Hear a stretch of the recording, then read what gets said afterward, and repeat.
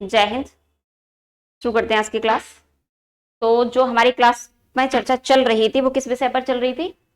हिंदी साहित्य का जो इतिहास लिख रहा था या लिखा जा रहा था उसके स्रोत क्या क्या थे। तो किन किन हमने लगभग 7-8 स्रोतों की बात कर ली थी। जैसे लास्ट हमारा हुआ था कालिदास हजारा। इससे पहले हमने भक्तमार्ग, सबसे पहले 84 वैष्णवों की वार्ता, 252 वैष्णवों की वार्ता, इन सारी चीजों पर बात कर ली थी। तो चलिए अगला वहीं से चर्चा शुरू करते हैं बिना समय बर्बाद किए हुए।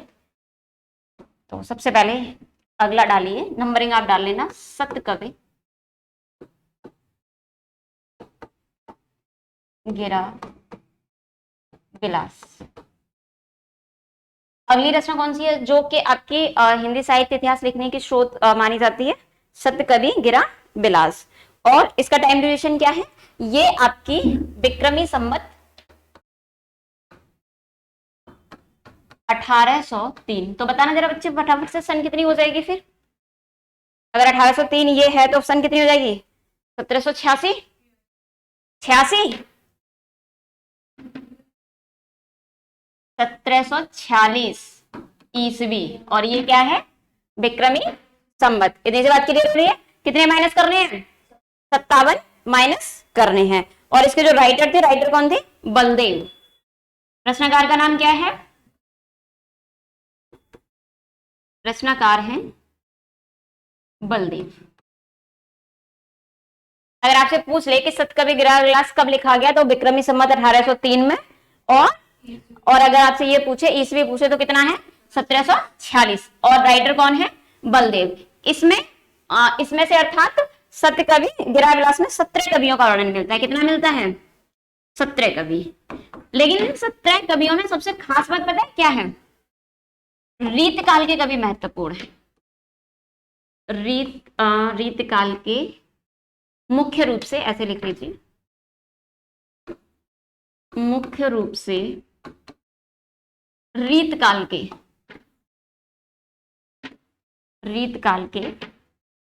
कवियों का वर्णन। देखो जो टाइम ड्यूरेशन भी चल रहा है 1803 रीतिकाल का है कि नहीं भाई? 1700 विक्रमी संवत से 1900 विक्रमी संवत तक क्या था? रीतिकाल था। और ये किस में लिखा गया? आपका 1800 विक्रमी संवत में, यानी रीतिकाल का लगभग मध्य युग चल रहा था, मध्य टाइम ड्यूरेशन चल रहा था। उस समय पर ये रचना लिखी गई। इतनी सी बात क्लियर हो गई? नोट कर लिया? जल्दी लिखो फटाफट से।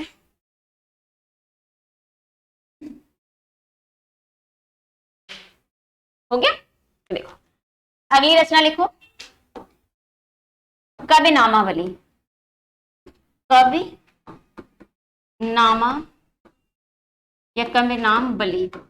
और इसका टाइम ड्यूरेशन है विक्रमी संवत 1810। और इसके रचनाकार कौन है? इसके रचनाकार हैं सूदन। रचनाकार का नाम क्या है? सूदन। और इसका भी टाइम ड्यूरेशन लगभग आपका कितना है? रीतकाल के समय का।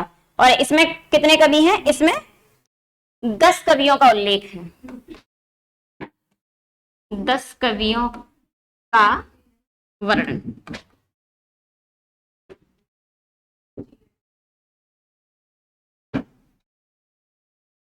10 कवियों का वर्णन नोट करो फटाफट से।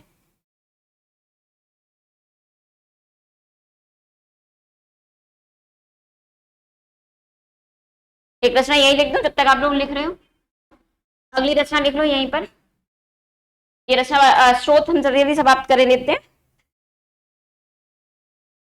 राग सागरोद्भव। राग सागरोद्भव। अगर मैं संधि की बात करूं तो बताओ कौन सी संधि हो जाएगी? पढ़ेंगे ना? सागर प्लस उद्भव, तो कौन सी संधि हो जाएगी? आ और उ मिल रहे हैं।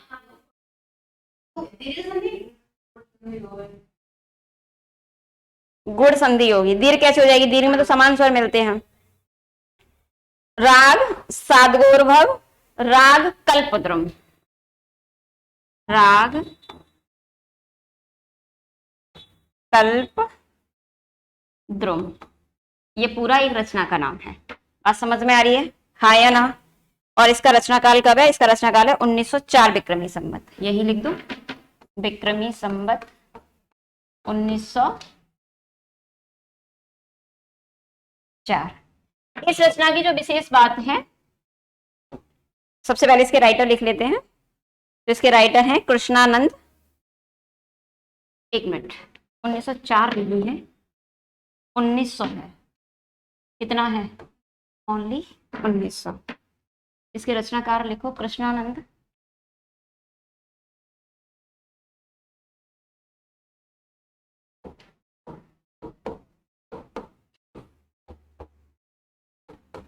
कृष्णानंद व्यासदेव, व्यास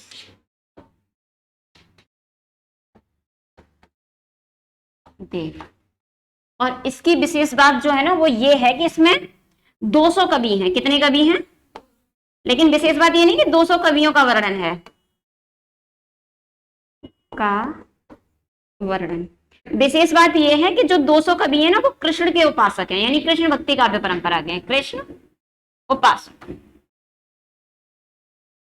यानी जितने कवियों का वर्णन है वो किसके उपासक है, यानी किसके भक्त हैं? भगवान कृष्ण के। जैसे बात क्लियर होगी। इसमें 10 कवियों का वर्णन है, इसमें 200 कवियों का वर्णन है। और 200 कवियों की विशेषता, जैसे इससे पहले वाली जो रचना हमने लिखी थी, कौन सी? सतकवि गिरा गिलास बिलास, उसमें क्या था? उसमें रीत काल के कवियों का महत्वपूर्ण स्थान था। और इसमें किसका महत्वपूर्ण स्थान है? कृष्ण के उपासकों का। अगली रचना लिखो। इतना नोट कर लिया, आगे बढ़े।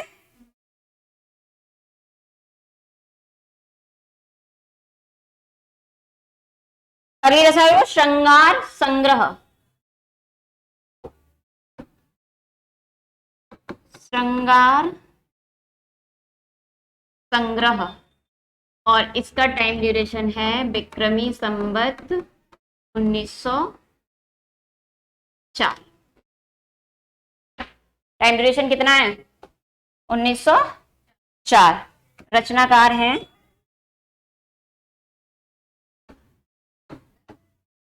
सरदार कवि। और इसमें 125 कवियों का वर्णन। कितने कवियों का वर्णन है? 125 कवियों का वर्णन है। लिखो फटाफट से।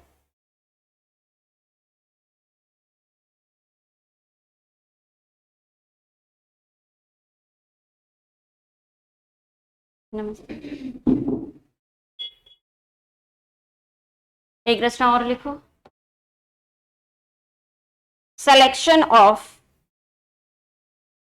selection from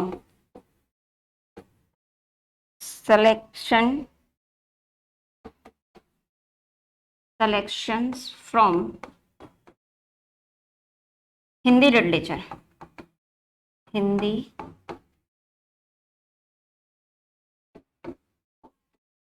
literature.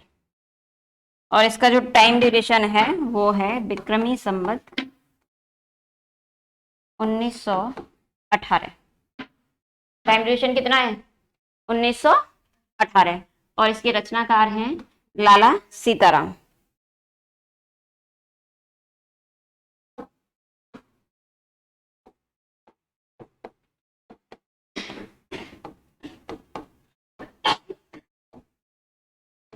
Sita Ram.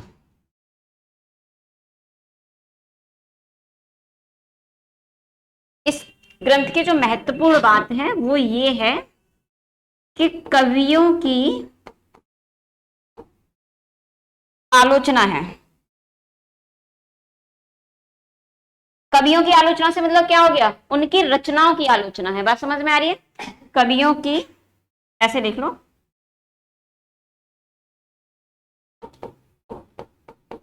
कवियों की आलोचना व कविताओं का संकलन। कवियों की आलोचना और कविताओं का संकलन। लाला सीताराम।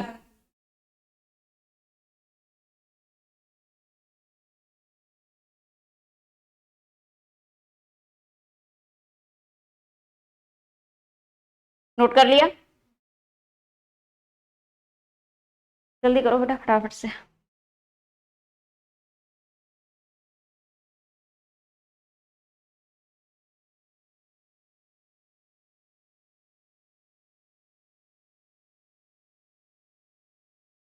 आगे बढ़ जाओ, अगली रचना लिखो।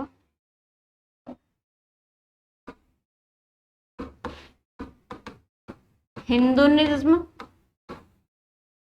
एंड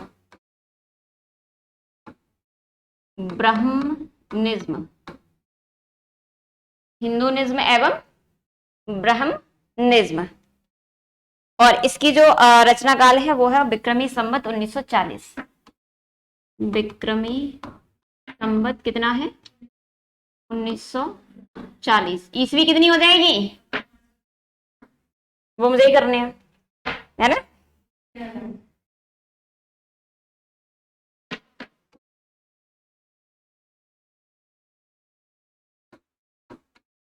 ईस्वी। और इसके रचनाकार लिखो मैनियर विलियम्स।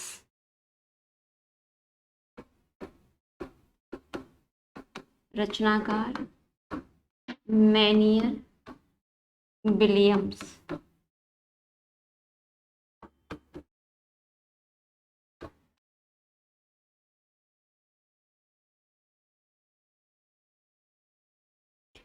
नाम से पता चल रहा है हिंदू धर्म के बारे में ज्यादा पर चर्चा है। बात समझ में आ रही है? हाँ या ना? एक रचना और लिख लो।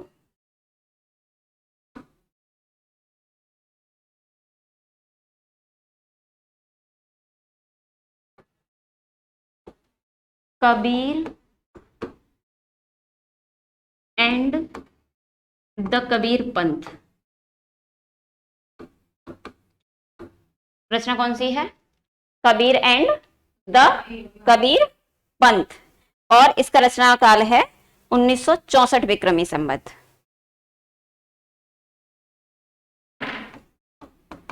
विक्रमी संवत 1964।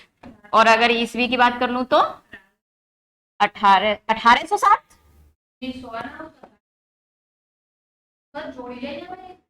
बेटा घटाई भी जाएगी, अगर 64 में से 57 माइनस करोगे तो 1800 में कैसे पहुंच जाएगा? 1907।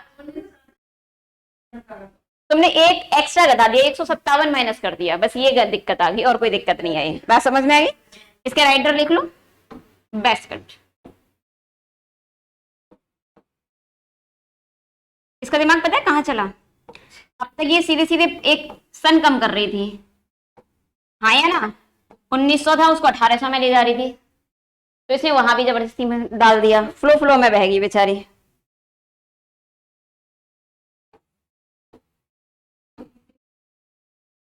Base cut all over one day test में आती है।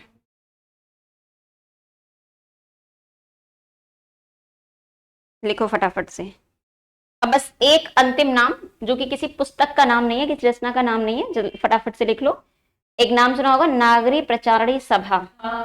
हाँ, इसे तो सुनना ही सुनना है। हिंदी में भी पढ़ा है। हाँ, तो उसने भी खोज की और महत्वपूर्ण तौर से नागरी प्रचारणी सभा ने विचार किया था कि हम पूरे के पूरे हिंदी साहित्य का इतिहास 18 भागों में पब्लिश भी करेंगे। हालांकि अभी तक 16 में ही पब्लिश हुआ है। अब इतनी बृहद इतिहास, अच्छा लिख रही हो, लिखो फटाफट से। बृहद इतिहास है जो कि 16 भागों में पब्लिश हुआ है, तो उसका नाम लिखे बिना तो काम पूरा होगा ही नहीं, क्योंकि इतिहास उसके सोर्सेस से सबसे ज्यादा लिखा गया। बात समझ में आ रही है? लिख लिया बेटा? तो डालो नागरी प्रचारणी सभा की खोज रिपोर्ट।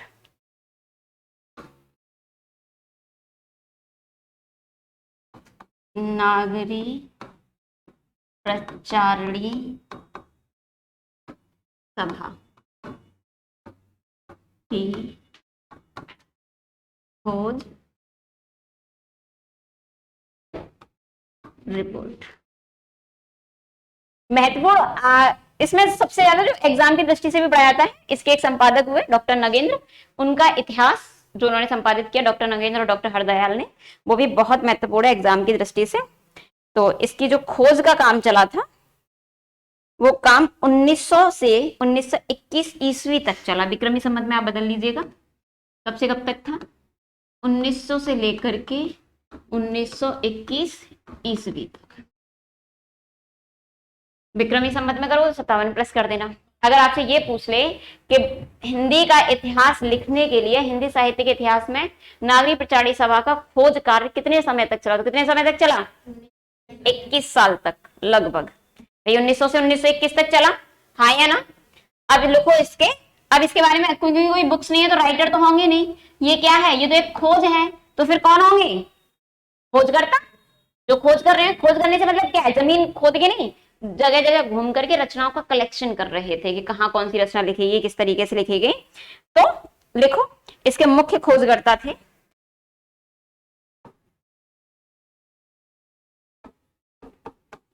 हालांकि एक व्यक्ति के बस में नहीं है इतना काम, लेकिन जो महत्वपूर्ण महत्वपूर्ण नाम है हम उनको लिखे लेते हैं। तो सबसे पहले नाम लिखो, एक नाम सुना है मिश्र बंधु। मिश्र बंधु में एक जो महत्वपूर्ण थे सुखदेव बिहारी मिश्र, वो थे। तो सबसे पहले कौन आते हैं, सुखदेव बिहारी मिश्र। और दूसरे नंबर पर आपके आते हैं डॉक्टर श्याम सुंदर दास।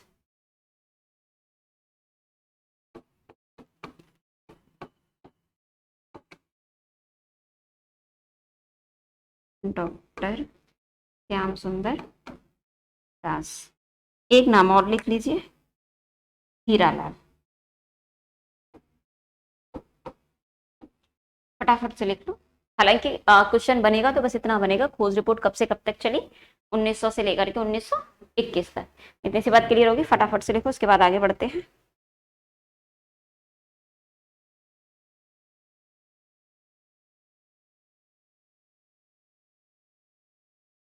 हो गया नोट,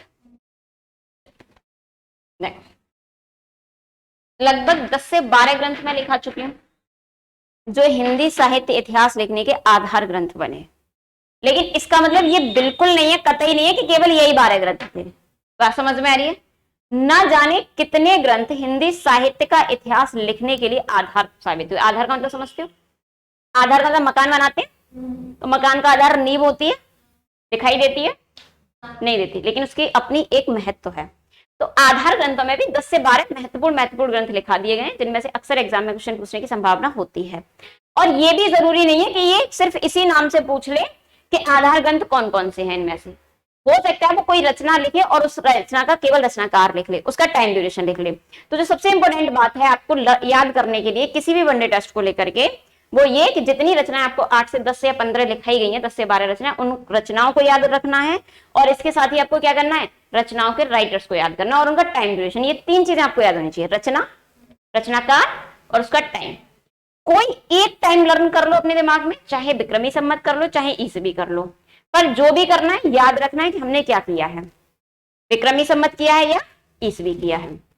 अगर विक्रमी संवत किया है तो 57 माइनस कर देने हैं, अगर ईसवी किया है तो हम उसमें 57 प्लस कर देंगे।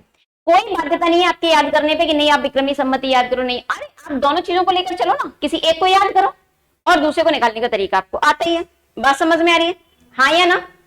तो पहली चीज दिमाग में क्या रखनी है कि केवल यही 10-15 ग्रंथों के आधार पर इतिहास नहीं लिखा गया, सबसे पहली चीज, बहुत सारे ग्रंथ थे, अनगिनत थे। दूसरी बात, महत्वपूर्ण चीज याद रखनी है, रचना, जितने ग्रंथ मैंने लिखा है उनके रचनाकार और उनकी सन। अब हम यहां से शुरू कर देते हैं हिंदी साहित्य इतिहास लेखन परंपरा। तो बड़ी अच्छी सी सुंदर सी बड़ी बड़ी हेडिंग डाल लो, हिंदी साहित्य लेखन, हिंदी साहित्य इतिहास, साहित्य इतिहास लेखन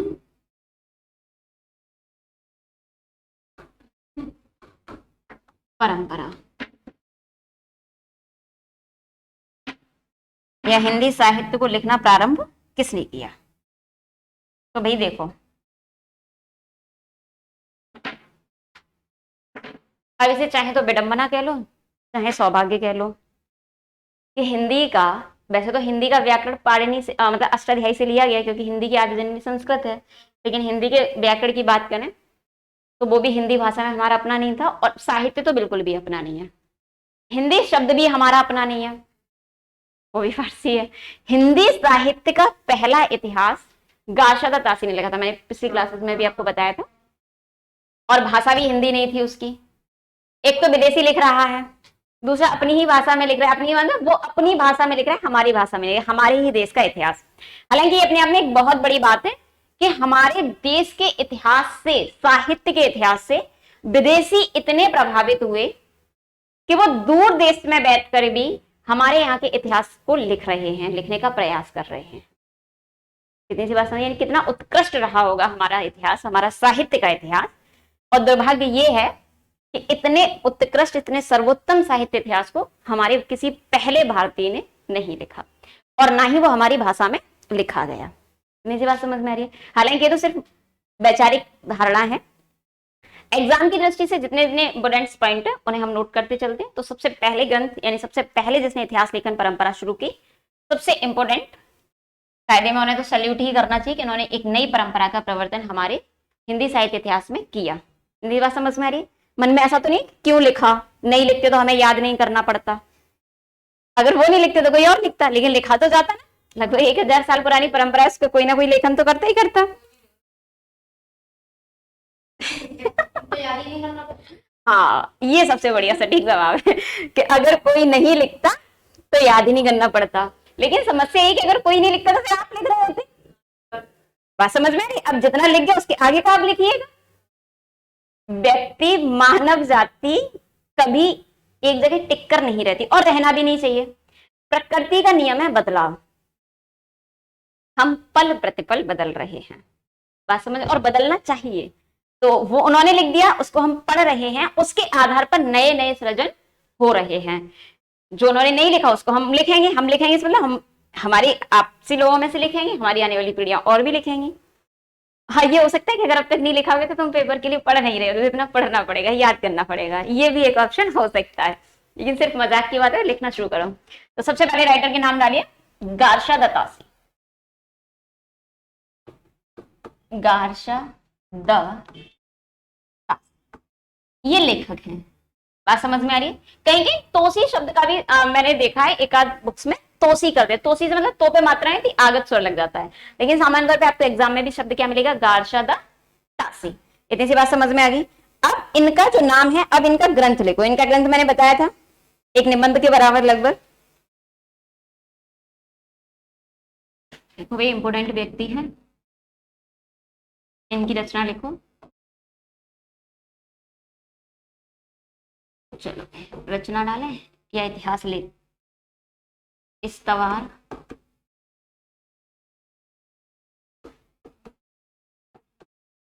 क्या हुआ बेटा?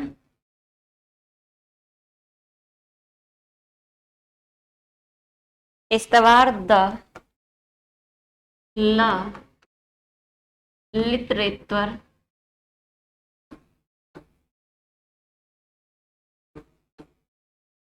लिटरेचर, इस्तवार द लिटरेचर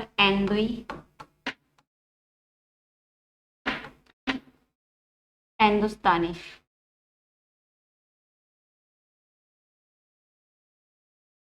एंदुई थोड़ा सा इधर करें जिससे कि एक ही लाइन में आ जाए। एंदुई, हाँ, हिंदुस्तानी। काम भी बड़ा है, सिर्फ कृति ही बड़ी नहीं है। ये इनकी रचना, या इसे आप कह सकते हो कृति।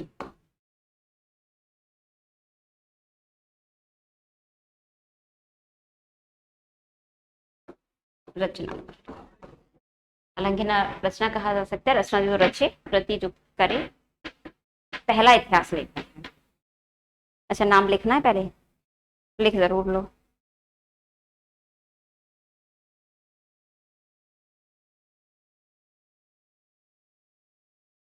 लिख लिया? अब देखो, कुछ चीजें साथ साथ समझते जाओ। मैं बहुत ज्यादा कथा तो नहीं लिखाने वाली हूँ, तो आप समझ के पढ़ना। पहले इतिहास लेखक कौन हुए हिंदी साहित्य के इतिहास लेखक? गारसादा तासी। किस नाम से उन्होंने हिंदी साहित्य का इतिहास लिखा? इस्तवार द लिटरेचर हिंदुस्तानी। इतनी सी बात समझ में आ गई, हाँ या ना? राइटर का नाम समझ में आ गया, ग्रंथ समझ में आ गया, तो सबसे पहले समझो ये इस्तवार का मतलब क्या है। इस्तवार का मतलब होता है हिस्ट्री। बात समझ में आ गई? लिटरेचर का मतलब होता है लिटरेचर।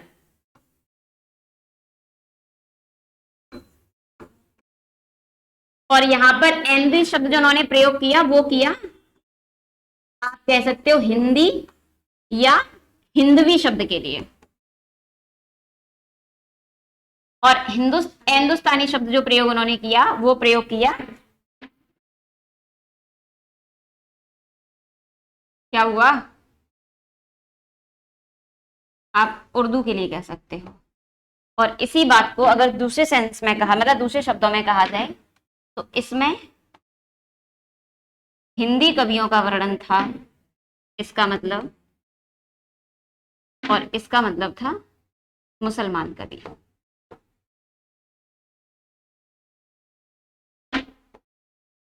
एंद्वी शब्द हिंदी या हिंदवी के लिए प्रयोग किया गया, कहीं कहीं हिंदवी शब्द हिंदी शब्द भी मिल जाता है, हिंदी ई। बात समझ में आ रही है? हिंदुस्तानी उर्दू शब्द के लिए प्रयोग किया गया, यानी कि जो मुसलमानों ने रचना लिखी उसके लिए। अब अगर इस ग्रंथ के हिंदी अर्थ की बात की जाए, जो इन्होंने लिखा, हिस्ट्री द लिटरेचर हिंदी और हिंदुस्तानी, ऐसा ही मामला है। यानी क्या लिख, इसका हिंदी अर्थ हो जाएगा, हिंदी अर्थ होगा हिंदुस्तानी एवं हिंदुई साहित्य का इतिहास। हिंदुस्तानी एवं हिंदी साहित्य का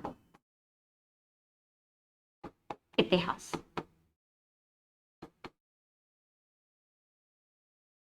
इसको अलग कर देते हैं, क्योंकि जो मुसलमानों के लिए उन्होंने शब्द प्रयोग किया वो प्रयोग किया हिंदुस्तानी, और हिंदुओं के लिए जो प्रयोग किया वो क्या किया? हिंदवी, हिंदी। इतनी सी बात समझ में आ रही है? ग्रंथ का नाम, ग्रंथ लिखने वाले कौन थे? गारसादा तासी। ग्रंथ का नाम क्या है? इस्तवार द लिटरेचर हिंदुस्तानी। इस ग्रंथ का हिंदी रूप नाम, हिंदी रूपांतर नहीं है इसका, सिर्फ क्या है ये? हिंदी अर्थ भी कह सकते हो भाई। हमने इसका अर्थ ही तो निकाल लिया। इस्तवार का मतलब था हिस्ट्री, हिस्ट्री का मतलब क्या होता है? इतिहास, हाँ है ना? लिटरेचर का मतलब है साहित्य, तो हमने यह साहित्य लिखा। हिंदवी का मतलब हिंदी, जो एनवी शब्द प्रयोग किया, और हिंदुस्तानी का मतलब क्या था? हिंदुस्तानी। हिंदुस्तानी शब्द गारसादा तासी ने उर्दू यानी मुसलमानों के लिए प्रयोग किया। ये इनके ग्रंथ की सबसे बड़ी सीमा भी रही। इसमें सबसे ज्यादा उर्दू कवियों का ही वर्णन था, और ये सपोर्ट भी किसको करते थे? उर्दू भाषा को। इतनी सी बात समझ में आएगी? यहां तक आप लोगों ने नोट कर लिया इतना?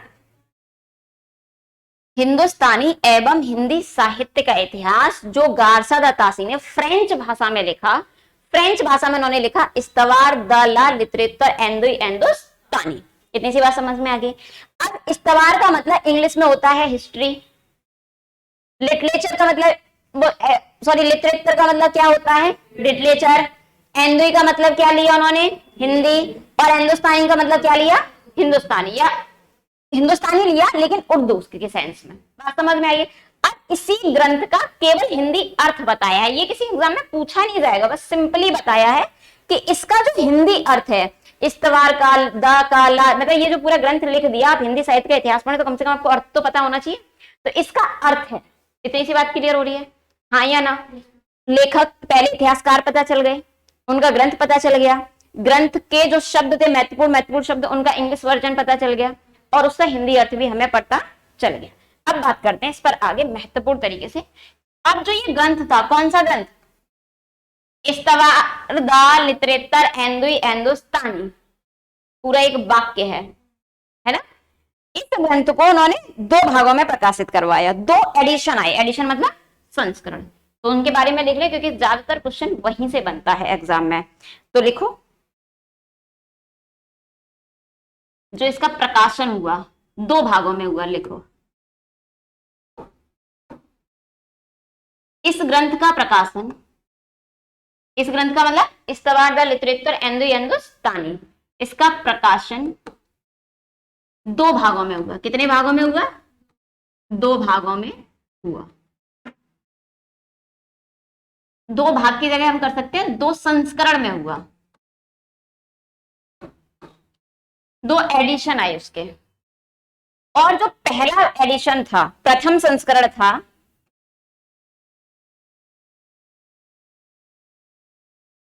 वो प्रथम संस्करण दो भागों में बटा। कितने भागों में बटा? दो भागों में बटने से मतलब है कि वो दो बार पब्लिश हुआ। जो पहला भाग था वो आपका था 1839 ईस्वी, 1839। और जो दूसरा भाग था वो था 1843। ये कौन सा भाग है? फर्स्ट। ये कौन सा है? सेकंड। इतनी सी बात समझ में आ रही है, हाँ या ना? अब बात करते हैं द्वितीय संस्करण। और जो द्वितीय संस्करण था वो तीन भागों में आया। संस्करण और एडिशन का मतलब समझ में आ रहा है?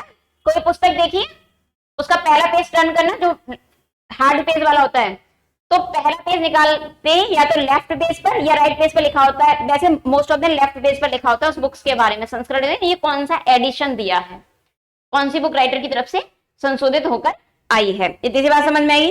तो जो द्वितीय संस्करण था वो कितने भागों में आया? वो तीन भागों में आया। यानी इसके कितने भाग थे? तीन भाग। तो जो पहला भाग था वो आया 1870 ईस्वी। दूसरा भाग भी कब आया? 1870 ईस्वी। और तीसरा भाग भी कब आया? 1871 ईस्वी। तो फटाफट से तीनों सन लिख लो। ये दूसरे का पहला भाग था, ये दूसरा भाग था, ये तीसरा भाग था। और अगर हमें याद ना हो रहा हो कि भाई ये भी पहला, ये भी पहला, ये भी तीसरा, तो इसके लिए हम एक काम और कर सकते हैं छोटा सा, जो अक्सर मैं कर लेती हूँ कंफ्यूजन दूर करने के लिए, कि यहाँ पर आप दो लगा सकते हो। इससे याद रहेगा कि ये पहले वाले की सन है और वो दूसरे वाले की सन है। कोई बाध्यता नहीं, ये सिर्फ याद करने के लिए, जिससे कि कंफ्यूजन ना हो। तो फटाफट से नोट कर लीजिए इनकी टाइम ड्यूरेशन।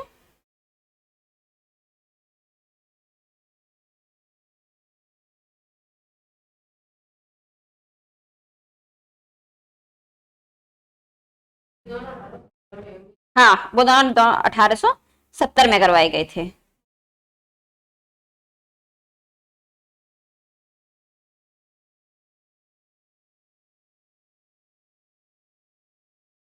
इतना नोट कर लिया?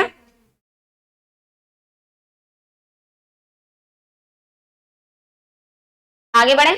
अब ये पब्लिश किसने किया, यानी प्रकाशित संस्था, किस संस्था से ये पब्लिश हुआ? तो लिखो प्रकाशक।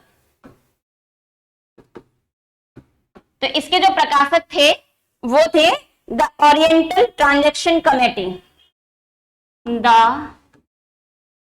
ओरिएंटल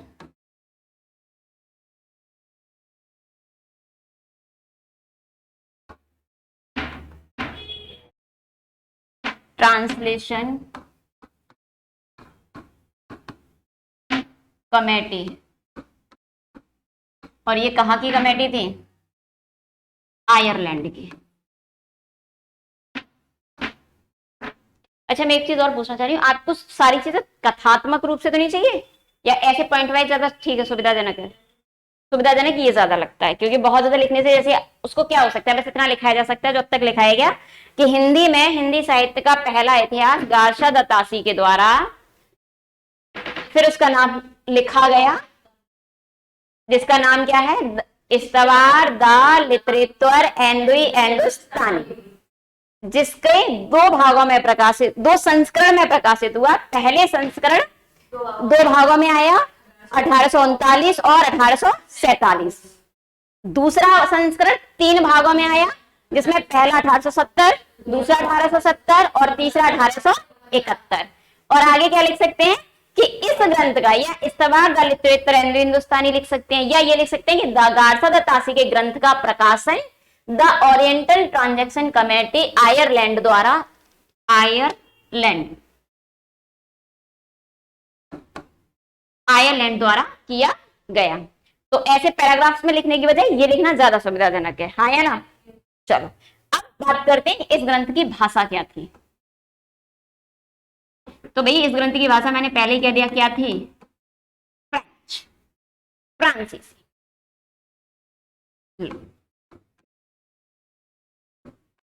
किस भाषा में लिखा गया, फ्रांसीसी भाषा में, फ्रेंच भाषा में। इतनी सी बात क्लियर हो गई। अब अगर आपसे पूछ ले गारसा द तासी ने किस भाषा में अपना इतिहास ग्रंथ लिखा, फ्रेंच भाषा में। नाम क्या था, इस्तवार द लिटरेचर एंड द हिंदुस्तानी। एक चीज ध्यान से समझना, याद रखना और फिर क्लियर कर दे रही हूं। सिंपल सा प्रश्न पूछ ले, इस्तवार द लिटरेचर एंड द हिंदुस्तानी कब पब्लिश हुआ, तो आपका जवाब क्या होगा। बात समझ में आ गई। ये डेटें आपको याद होनी चाहिए। अगर ऑप्शन में ये है ही नहीं तब तो हम किसी ना किसी को चुन ही लेंगे, ऐसा होता नहीं है कभी।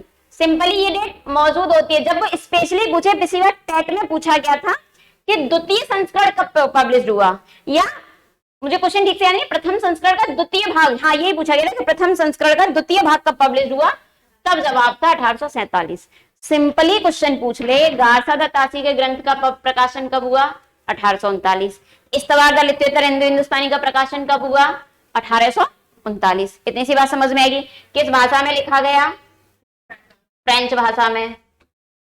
किसने लिखा, गारसा द तासी ने। पब्लिश किसने किया, the oriental transaction committee of Ireland. बात समझ में आ गई, हाँ या ना। इतना क्लियर हो गया। अब हमने अब तक जो पहले पेज पर इसका पढ़ा, उस ग्रंथ का हिंदी अर्थ पढ़ा, लेकिन इस ग्रंथ का हिंदी अनुवाद भी किया गया है, और वो किया गया था 1952 यानी 1952 में डॉक्टर लक्ष्मी सागर वार्ष्णेय के अनुसार। तो लिखो फटाफट से इस ग्रंथ का हिंदी अनुवाद। मैं सिर्फ लिखे देती हूं, हिंदी अनुवाद। कंफ्यूज नहीं होना है, ध्यान से देख लो। अगर लिखने में गलती करी हो तो यहां लिखा है मैंने हिंदी अर्थ। क्या लिखा है, हिंदी अर्थ, यानी जो ये शब्द है उसका सिर्फ हिंदी अर्थ करा दिया है। और अब मैं क्या लिखने वाली हूँ, हिंदी अनुवाद यानी ट्रांसलेशन। तो हिंदी अनुवाद बताओ किसने किया, अभी जस्ट बताया मैंने, डॉक्टर, वाह वाह वाह वाह, मैंने लिखाया नहीं है, मैंने सिर्फ बोला था, डॉक्टर लक्ष्मी सागर वार्ष्णेय। अभी बोला था 1952 में, डॉक्टर लक्ष्मी सागर वार्ष्णेय। क्या नाम है, वार्ष्णेय। किसने हिंदी अनुवाद किया, डॉक्टर लक्ष्मी सागर वार्ष्णेय। अच्छा यहाँ पे अनुवादक शब्द लिखो, क्योंकि अनुवाद सही नहीं लगेगा, ये तो अनुवादक का नाम लिख दिया हमने। हिंदी अनुवादक कौन थे, डॉक्टर लक्ष्मी सागर वार्ष्णेय। अब बात कर लेंगे हिंदी अनुवाद क्या था, यानी हिंदी अनुवाद किस नाम से आया। अनुवाद का मतलब तो यही हो गया ना कि भाई अनुवाद का नाम बताइए, किसने अनुवाद किस नाम से किया। तो भाई ये कौन सा पहला ग्रंथ है, दूसरा ग्रंथ था, हिंदी साहित्य का कौन सा ग्रंथ था,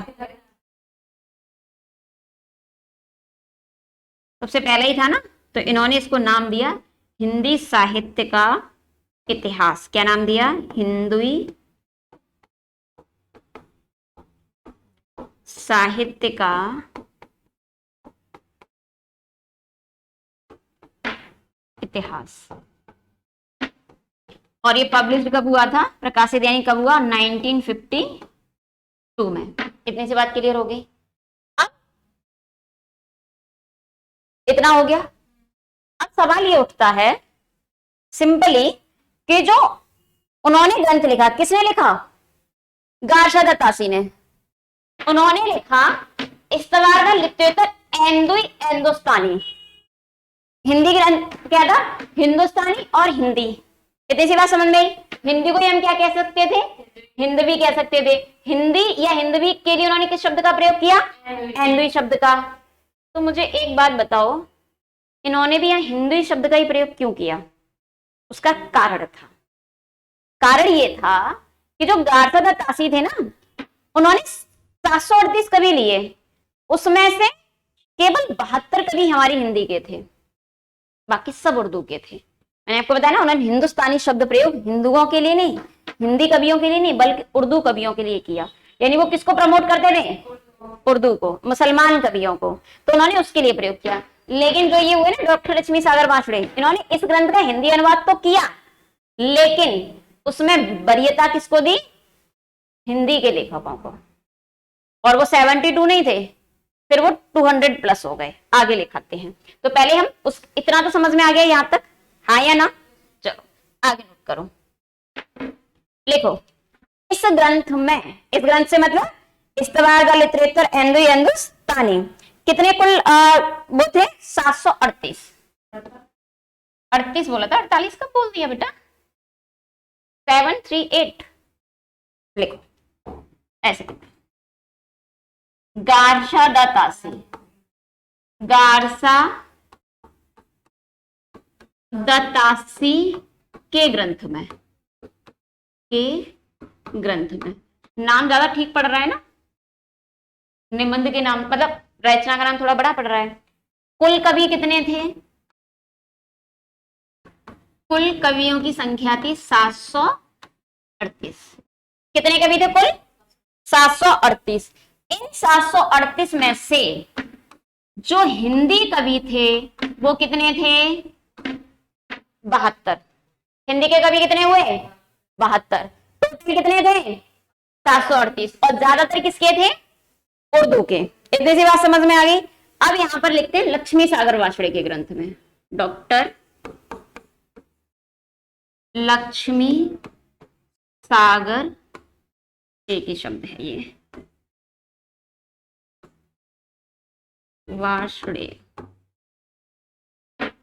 के ग्रंथ में जो कुल कवि थे, लिखो कुल कवि,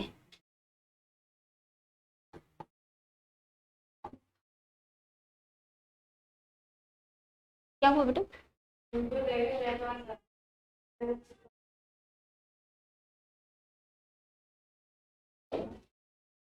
कोई बात नहीं। कुल कवि कितने थे? 578। कितने कवि थे? इसमें से सॉरी 300, कुल कवि थे 358। और इन 358 में से जो हिंदी के कवि हुए ना, मतलब हिंदी के कवि जो इन्होंने लिखे, वो लिखे 220। यानी जो गारसा दत्तासी ने उर्दू के कवि जिन्हें साबित कर दिया, लक्ष्मी सागर वार्ष्णेय ने बताया, वो मूल रूप से किसके कवि रहे हैं? हिंदी के कवि। बाय मिस्टेक लिख दिया था। 358 कवि हैं कुल रचनाकार। इतनी सी बात क्लियर हो गई? कंफ्यूजन तो नहीं है? गारसा दत्तासी के ग्रंथ में कितने कवि हैं? 738। डॉक्टर लक्ष्मी सागर वार्ष्णेय के में लगभग आधे हैं, आधे से भी कम हैं। कितने हैं? 358। लेकिन इन्होंने हिंदी के कितने कवि रखे? 72। इन्होंने कितने रखे? 220। इतनी सी बात समझ में आ गई? यहां तक कोई कंफ्यूजन है? तो चलो कुछ और मेन पॉइंट लिखो इनके ग्रंथ के बारे में। भाषा इसकी हम लिख चुके, कौन कौन सी भाषा है? तो देखो, वैसे तो मैंने आपको ये बता ही दिया था। सबसे पहला पॉइंट तो यही है, ये क्या है? हिंदी साहित्य का प्रथम इतिहास ग्रंथ, प्रथम इतिहास ग्रंथ, ये पहला प्रयास है। भाषा आप इसकी लिख चुके, कौन सी है? फ्रेंच। इतनी सी बात क्लियर हो गई? अगला पॉइंट लिखो। इसकी पद्धति, मैंने जब आपको पद्धतियां करवाई तो उस समय नाम लिखाया था गारसा दत्तासी का, सबसे पहले वाली क्लास में, मतलब उससे भी पहले वाली क्लास में, परसों की क्लास में। सबसे पहली पद्धति कौन सी लिखाई थी? पेज घर पे पलट लिया करो तो याद रहा करे, यहां पलटने की बजाय धूल झाड़ लिया करो कॉपियों के घर जाके। कहीं लिखा था वर्णानुक्रम पद्धति सबसे पहले नंबर पर। और हाँ, अब वो सारी नहीं बतानी। वर्णानुक्रम पद्धति में मैंने एक नाम लिखाया था आपको, गारसा दत्तासी का लिखाया था। यानी इनका ग्रंथ किस पद्धति पर है? उसकी पद्धति क्या है? वर्णानुक्रम। वर्णानुक्रम यानी किसके अनुसार लिखी गई? वर्ण के अनुसार, एबीसीडी के अनुसार। अब एबीसीडी के अनुसार लिखी गई है तो काल का कोई बोध नहीं है, तो इसमें इन्होंने वर्ण के अनुसार की है। तो जो प्रथम कवि के रूप में इन्होंने जिसको माना ना, यानी पहले प्रथम कवि नहीं कहेंगे, हम कह सकते हैं जो पहले कवि का वर्णन मिल रहा है, प्रथम कवि का वर्णन। चलो ऐसे लिख लो, प्रथम कवि का वर्णन, तो वही ए से ही होगा। कौन था वो? अंगद। और जो अंतिम कवि के रूप में जिसे चुना गया, अंतिम कवि के रूप में जिसको लिया गया वो था हेमंत नाम का व्यक्ति।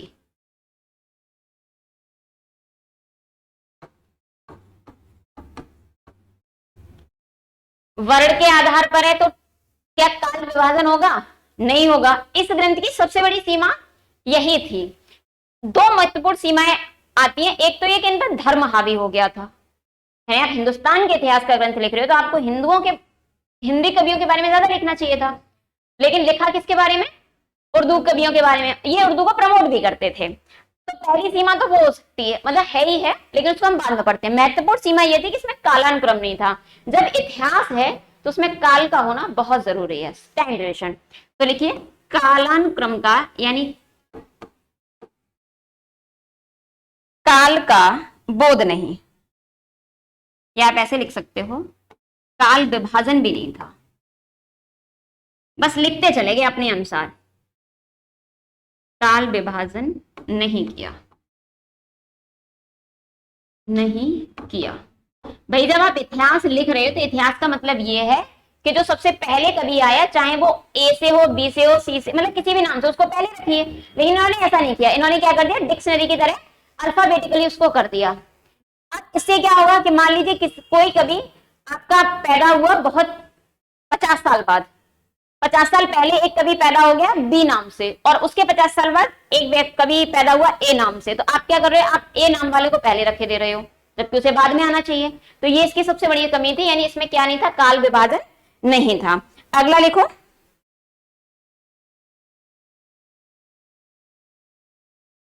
प्रथम कवि के रूप में भी कोई विचार नहीं था।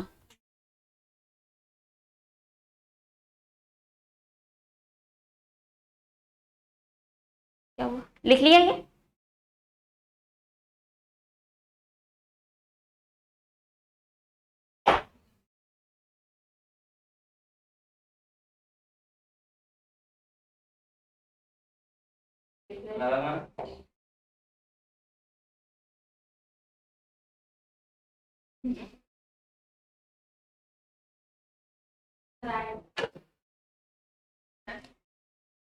हाँ, एक अंतिम पॉइंट नोट करो।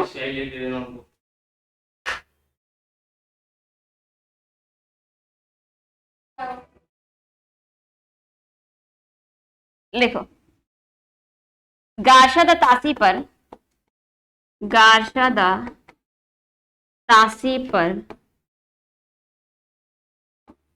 धर्म या धार्मिक दृष्टि का, पर धार्मिक दृष्टि का प्रभाव अधिक था, अधिक था।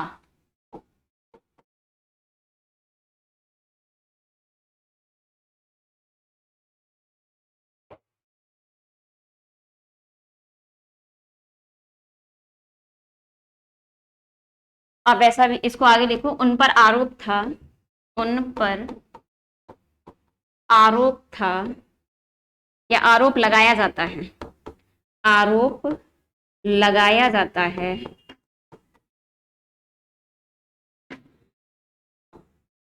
कि उन्होंने, कि उन्होंने अर्थात गारशद तासी ने, कि उन्होंने उर्दू को प्रमोट किया। किसको प्रमोट किया? उर्दू को प्रमोट किया।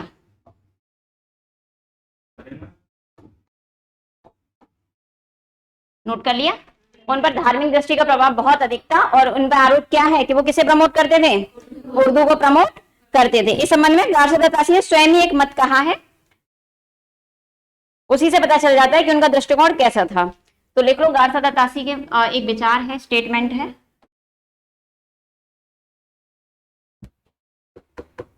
गारशद तासी यानी इसी स्टेटमेंट से ये पता चल जाएगा कि उनकी दृष्टि धर्म के रूप में कैसी थी, यानी वो कितना उर्दू को प्रमोट करते थे। देखो, हिंदुस्तानी साहित्य का काव्यात्मक महत्व है, हिंदुस्तानी साहित्य का काव्यात्मक महत्व है, काव्यात्मक महत्व है।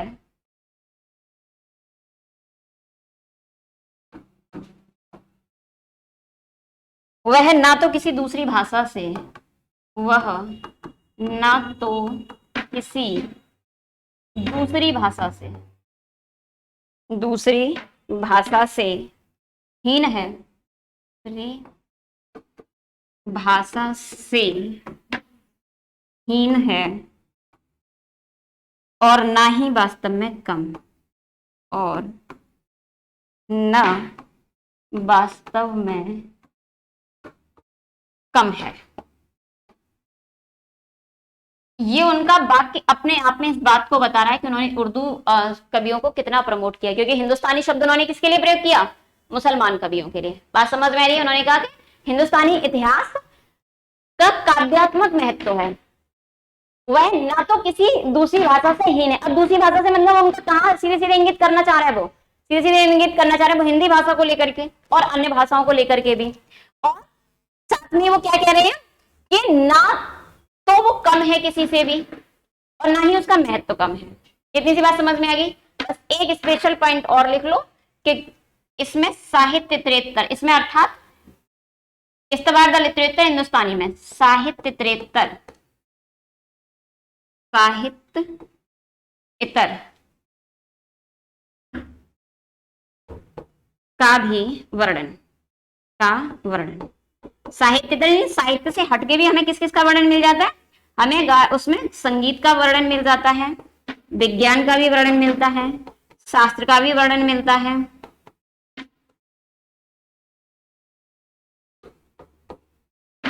नोट करो फटाफट से।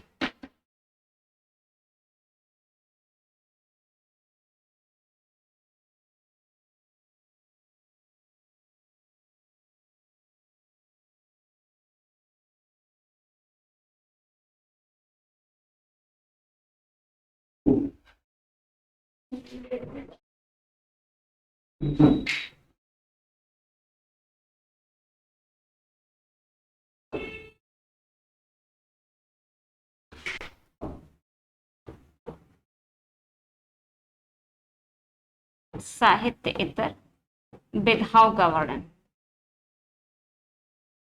चलिए आज जो पढ़ा उसे रिपीट कर लेते हैं 5 मिनट में। कितना रिवीजन जो जो हमने आज पढ़ लिया।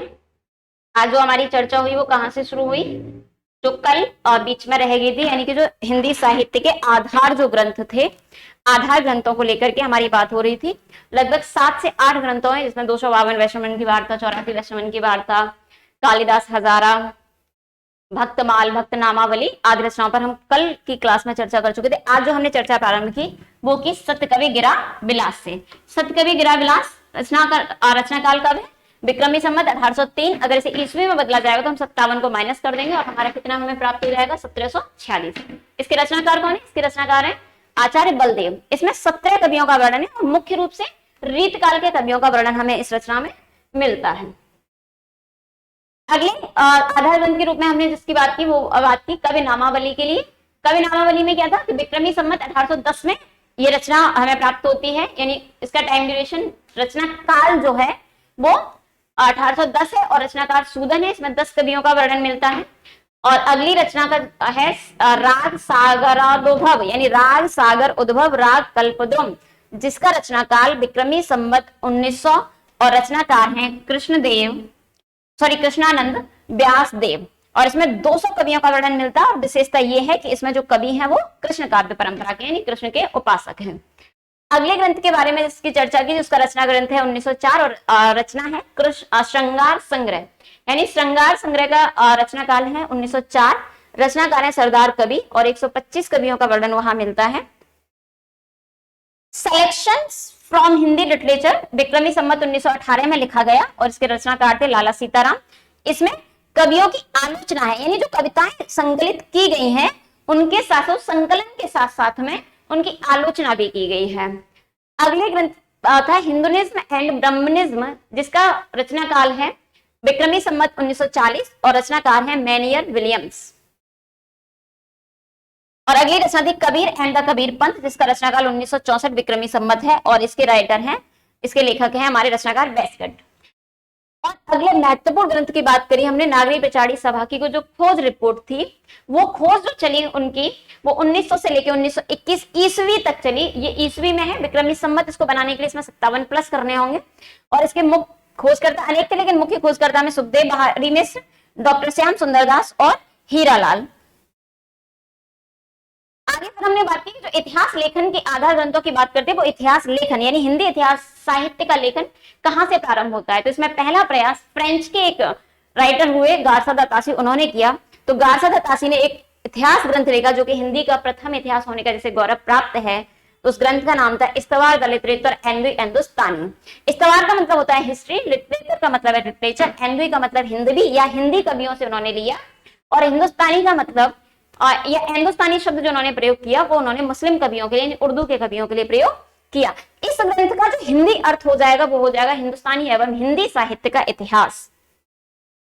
इसके बाद हमने बात करी इसी ग्रंथ को लेकर के कि इस ग्रंथ को कैसे पब्लिश किया। तो ये ग्रंथ हमारे दो संस्करण यानी दो एडिशन में आया। पहले एडिशन के 2 भाग थे और दूसरे एडिशन के 3 भाग थे। पहले एडिशन का पहला भाग 1839 और दूसरा भाग 1847 में पब्लिश हुआ, प्रकाशित हुआ। द्वितीय एडिशन यानी सेकंड एडिशन या द्वितीय संस्करण का जो 3 भाग थे, 3 पार्ट्स थे, उनमें फर्स्ट पार्ट 1870 यानी 1870, सेकंड पार्ट यानी दूसरा भाग 1870 यानी फर्स्ट पार्ट और सेकंड पार्ट सेम ईयर्स में पब्लिश हुए, समान साल में प्रकाशित हुए। और जो तीसरा भाग था वो 1871 में प्रकाशित हुआ। और इसी के आगे हमने बात करी कि इस ग्रंथ को पब्लिश यानी प्रकाशित करने वाली संस्था कौन थी, प्रकाशक कौन था। तो जो प्रकाशक संस्था थी वो थी the oriental transaction committee of Ireland. French Garcin de Tassy ने जो ग्रंथ लिखा उसकी भाषा फ्रेंच थी। इसका जो हिंदी अनुवाद किया वो डॉक्टर लक्ष्मी सागर वार्ष्णेय ने किया। और कब किया, यानी उन्होंने जो अनुवाद किया वो हिंदी साहित्य का इतिहास नाम से किया।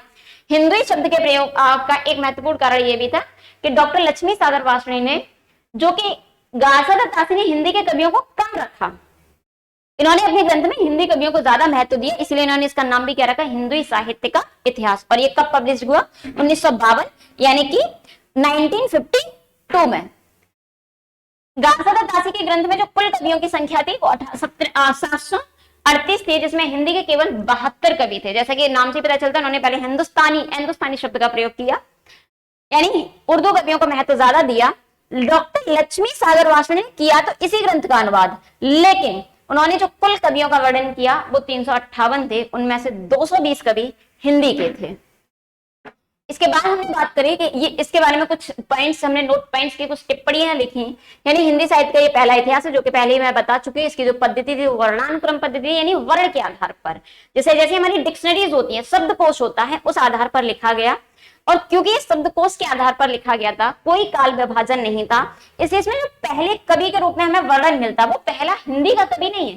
सिर्फ गार्सा द तासी के इस्तवार द लिटरेचर एंग्लो हिंदुस्तानी में जो पहला कवि हमें मिलता है वो अंगद के नाम से प्राप्त होता है, और जो अंतिम कवि के रूप में जिसका वर्णन मिलता है, जिस कवि की चर्चा हुई है, वो हेमंत के नाम से हुई है।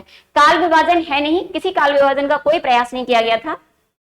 गार्सा द तासी पर सीधे सीधे आरोप लगाया जाता है धार्मिक आक्षेपण का, धार्मिक पक्षपात का, कि उन्होंने क्या किया, धर्म को लेकर के जो उन्होंने कवियों का भी बंटवारा किया वो धर्म को लेकर किया, हिंदू कवि, मुसलमान कवि, जबकि साहित्य ऐसा नहीं है, क्योंकि साहित्य का मतलब ही है सबका हित। अगर हम वहां भी धर्म आक्षेपण करेंगे तो इसलिए सीधा सीधा सा आरोप है कि उन्होंने धर्म, उनके जो धर्मांधता थी और उन्होंने किसको प्रमोट किया, उर्दू को ज्यादा प्रमोट किया। गार्सा द तासी का एक कथन भी इस बात को स्पष्ट करता है। उन्होंने लिखा है कि हिंदुस्तानी इतिहास साहित्य का काव्यात्मक महत्व, क्योंकि उन्होंने हिंदुस्तानी शब्द उर्दू कवियों के लिए प्रयुक्त किया था, वह ना तो किसी दूसरी भाषा से हीन है और ना ही वास्तव में कम है। हालांकि एक महत्वपूर्ण बात और एक स्पेशल पॉइंट ये भी कि गार्सा द तासी ने अपने इतिहास ग्रंथ में सिर्फ हिंदी साहित्य को ही नहीं, साहित्य से इतर कुछ और विधाएं थी उनका भी वर्णन मिलता है, जैसे संगीत का, विज्ञान का, शास्त्र का आदि। तो आज की इस क्लास में इतना ही। आगे हम और साहित्य लेखन पर चर्चा करेंगे। धन्यवाद।